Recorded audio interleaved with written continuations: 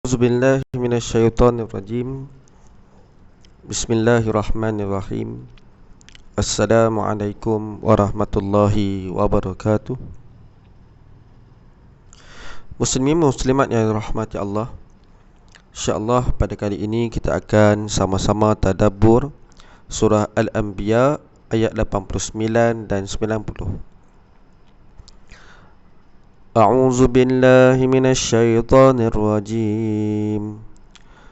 Wa Zakariya idh nada rabbahu rabbi la tadharni fardan wa anta khairul warithin.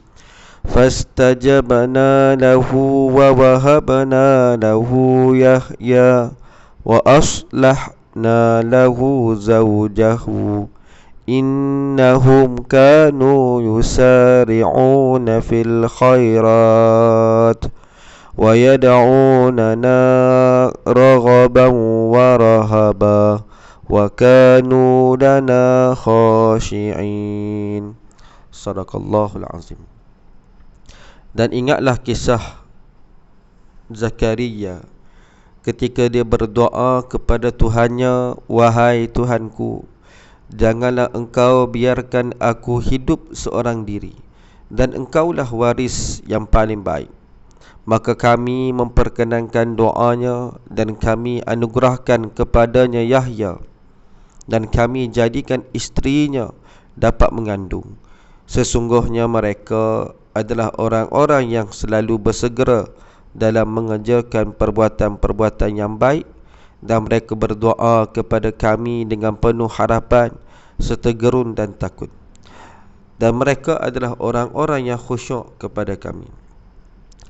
Muslimin muslimat yang dirahmati Allah, marilah sama-sama kita melihat kepada tafsiran ayat sebagaimana yang disebutkan oleh Syekh Dr. Wahbah Zuhaili dalam kitab tafsirnya, iaitu Tafsir Al-Wajiz. Wa Zakariya idh nada rabbahu rabbi la tadharni fardan. Nabi Zakaria tidak mempunyai keturunan yang mewarisinya. Beliau berdoa demikian ketika merasakan ajalnya sudah dekat dan khawatir tidak ada yang menggantikannya berdakwah kepada Allah Ta'ala dan menguruskan masyarakat.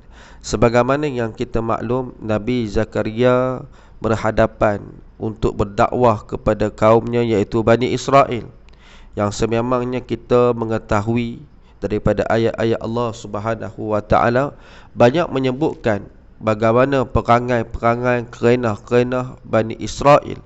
Bahkan bukan itu saja, ada di kalangan mereka yang sanggup membunuh rasul-rasul nabi-nabi mereka.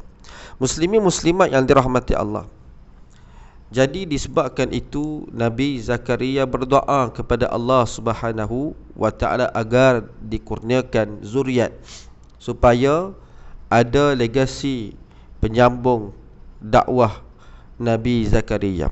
Wa anta khairul warisin. Maksud daripada ayat ini, Nabi Zakaria adalah, seandainya Allah tidak memakbulkan doanya, yakni dengan memberikan keturunan, adanya anak, maka Nabi Zakaria menyerahkan dirinya kepada Allah, kerana Allah ahli waris yang paling baik, yang kekal setelah semuanya binasa. Meskipun demikian, Nabi Zakaria menginginkan sesuatu yang menenangkan hatinya dan melegakan jiwanya, iaitu agar dikurniakan kepadanya seorang anak untuk menggantikannya berdakwah kepada Allah Subhanahu wa Ta'ala. Sambungan ayat, pada ayat fastajabna lahu wa wahabna lahu Yahya wa aslahna lahu zawjahu, Allah menerima, yakni memperkenankan doa Nabi Zakaria walaupun sebelum itu telah lama tidak mempunyai anak, berkat doa Nabi Zakaria.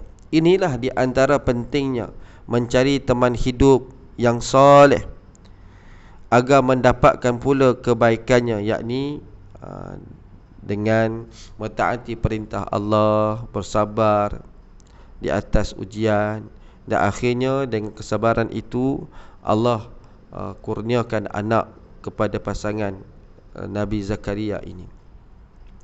Innahum kanu yusari'una fil khairat wa yad'unana raghaban wa rahaba.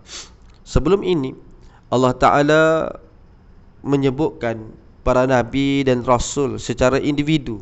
Makna kata kalau kita baca surah Al-Anbiya ni, kita akan baca satu persatu, memula daripada kisah Nabi Nuh, kemudian Nabi Lut, kemudian Nabi Ibrahim, lepas tu rentetan itu Nabi Yunus, Nabi Ayub, kan, sampailah kepada Nabi Zakaria.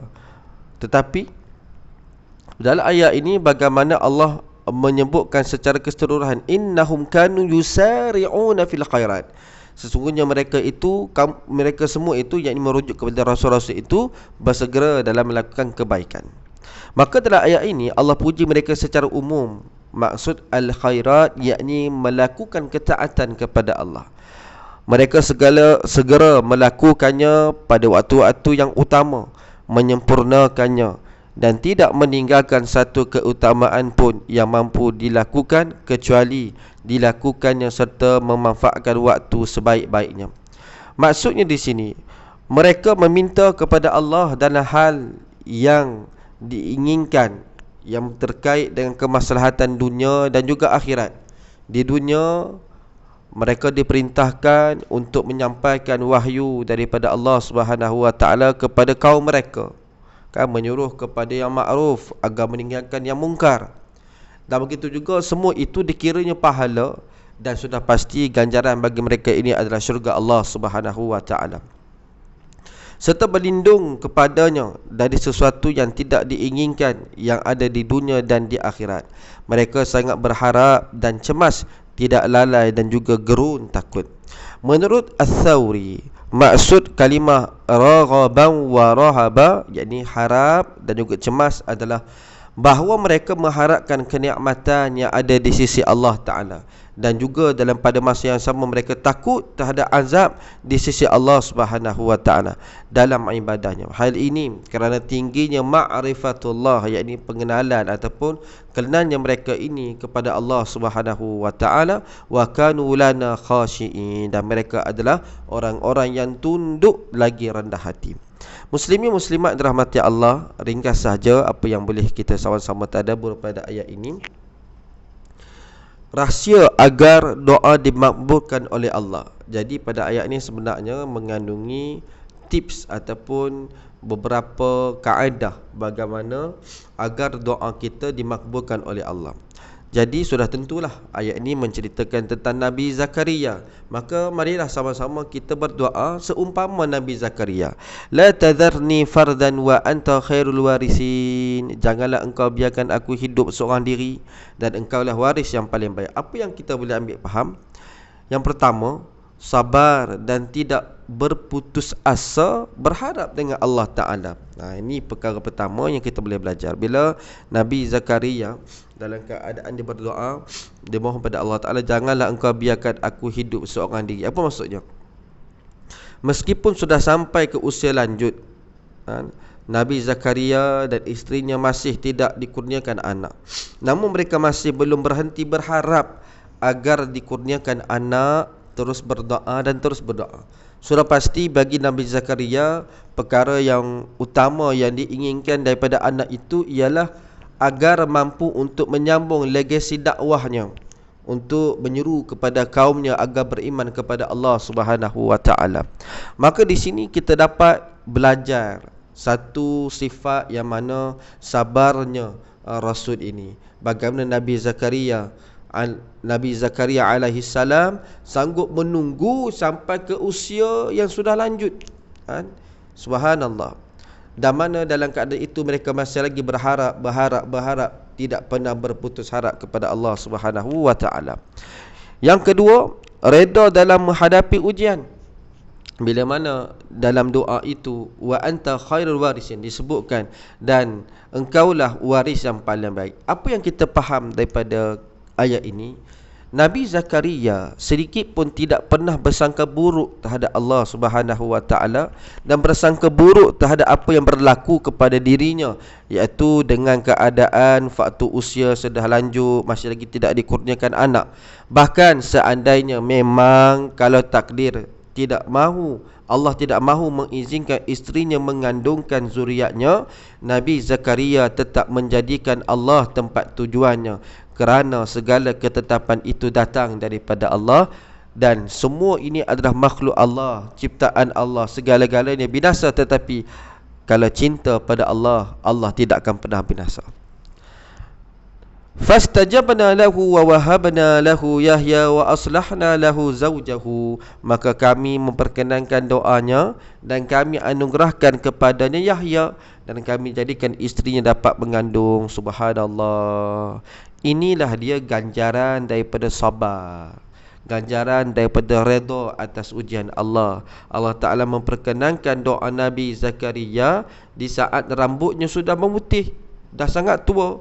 Dan juga walaupun isterinya sudah tua, dengan kekuasaan Allah, isterinya berjaya melahirkan seorang bayi lelaki, iaitu Nabi Yahya. Jadi apa yang kita boleh ambil manfaat? Moral of story, tidak mustahil. Kalaulah itu ketetapannya, itulah dia rezekinya, maka hendaklah kita redha, hendaklah kita bersabar sekiranya diuji sebegini. Sudah pasti ada di kalangan kita yang mendapat ujian sebegini, maka marilah sama-sama kita tadabbur akan ayat ini dan juga sampaikan kepada mereka supaya mereka diberikan kekuatan agar ada motivasi dalam kehidupan mereka. Nah, itu yang pertama. Yang kedua, amalkan adab-adab berdoa gaya para rasul. Sebab apa? Dalam ayat ni ada menyebutkan bagaimana keadaan para rasul. Bila mana kalau kita baca surah Al-Anbiya ni, saya nak syorkan, bacalah banyak kali, takkan pernah jemu.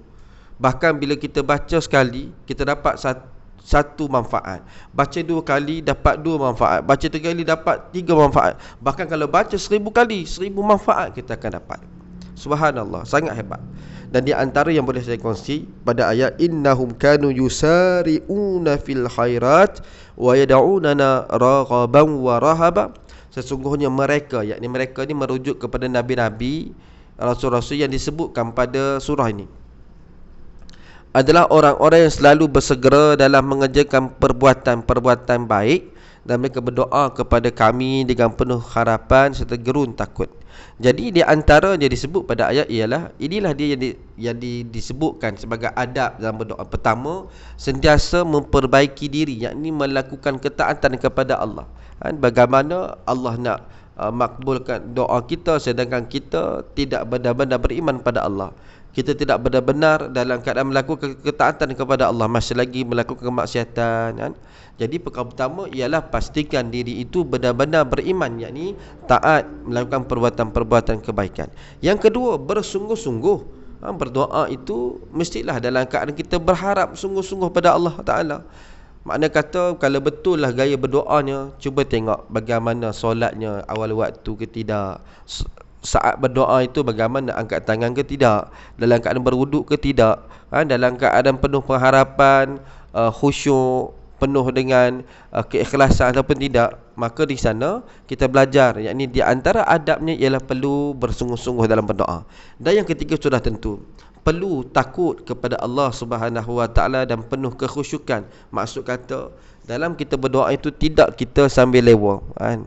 Sebagaimana satu riwayat hadis Nabi sallallahu alaihi wasallam, Rasulullah sallallahu alaihi wasallam bersabda, "Ud'ullaha wa antum muqinuna bil ijabati wa'lamu anna Allah la yastajibu du'aan min qalbin ghafilin lah." Berdoalah kepada Allah dalam keadaan kamu yakin bahawa ianya akan dimustajabkan dengan penuh pengharapan, dan ketahuilah bahawa Allah tidak akan memustajabkan doa yang datang dari hati yang lalai lagi alpa, yakni tidak khusyuk dan sambil lewa. Hadis riwayat Imam At-Tirmizi. Dan ayat ini merujuk kepada ayat ini, ayat ke-90 ini merujuk kepada kisah para rasul yang Allah uji mereka dengan pelbagai ujian, khususnya apa yang disebutkan dalam surah Al-Anbiya itu sendiri. Di antara kisah yang boleh saya kongsikan dalam ruang ini, iaitu kisah tentang Nabi Ayub alaihi salam yang diuji dengan penyakit kulit. yang mana Allah uji dengan harta kekayaan yang dibinasakan, dan juga kematian anak-anaknya yang ada 12 orang, semua-semuanya mati. Namun begitu, Nabi Ayub tetap bersabar dan semakin kuat ibadahnya kepada Allah. Dan akhirnya setelah mana penyakitnya itu sehingga menyebabkan mengganggu ibadatnya, lalu dia berdoa kepada Allah, dan bila mana dia berdoa maka Allah perkenankan doanya, kan? Sehinggalah segala yang sebelum ini, kekayaan, kenikmatan, isteri, anak-anak, semuanya dikembalikan semula oleh Allah Subhanahu Wa Taala. Jadi boleh rujuk dalam ayat ke-83 hingga 84. Begitu juga disebutkan dalam surah ini, iaitu kisah-kisah Rasul yang lain seperti Nabi Ismail, Nabi Idris, Nabi Ibrahim, Nabi Zulkifli, Nabi Yunus, Nabi Zakaria, dan juga Nabi-Nabi yang lain. Sebab itu surah ini dinamakan sebagai Al-Anbiya, sebab banyak kisah berkaitan tentang para Rasul dan juga para Nabi. Antara adab berdoa lagi yang boleh kita sama-sama manfaatkan, boleh sama-sama kita gunakan, iaitu berdoalah dalam keadaan merendah diri, seperti mana Allah Ta'ala berfirman dalam surah Al-A'raf ayat ke-55, Ud'u rabbakum tadarru'an wa khufyatan innahu la yuhibbul mu'tadin. Berdoalah kepada Tuhanmu dengan merendah diri dan suara yang lembut. Tadarru' maksudnya merendah diri, dan juga khufyah, iaitu dengan suara yang lembut, maksudnya suara yang penuh pengharapan, suara yang betul-betul tulus ikhlas yang keluar daripada hati. Sesungguhnya Allah tidak menyukai orang-orang yang melampaui batas.